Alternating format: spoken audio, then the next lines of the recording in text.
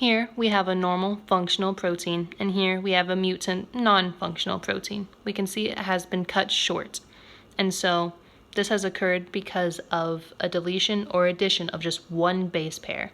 Now, to figure out where and what occurred, you want to write out the amino acid sequences like this, and then also the codons that code for each amino acid sequence like this. This way you know what codons go for what when you're trying to figure out the actual codon sequences. So then we can look at the amino acid sequences and see that it's different at phenylalanine and isoleucine. And then looking at the codons, we can see that this one starts with U's and then this one starts with A's. And since this second one isn't an A, it can't be a deletion, and so it has to be an insertion of this A into the mutant one. And so to help visualize this, I've written out each base pair onto a slip of paper like this. And now it's still important to refer back to this so you know that you're still coding for the right amino acid.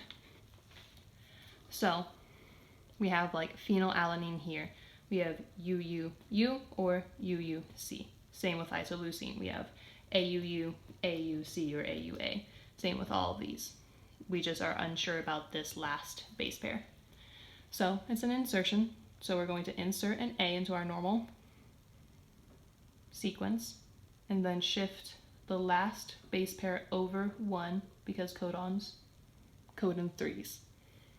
So now we can see what the last one is for the mutant strand for all of them, because these two are now identical. So this has to be a U, this has to be a C, and then our stop codon here has to be UAA. Then we can also go ahead and code for the normal one, so that's a U and that's a C. And then taking out the A, everything shifts back over and we're recreating our normal amino acid sequence. And so here is what we have to have for the codon sequences. And then checking our chart, we can make sure that all of them work.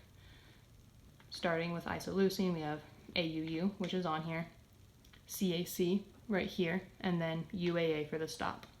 And then for the normal, we have UUC, AUC, and then for lysine, because this one is cut short, we can't say for certain what both of these ones are, but this one is either an A or a G, and this one could be UC, A, or G.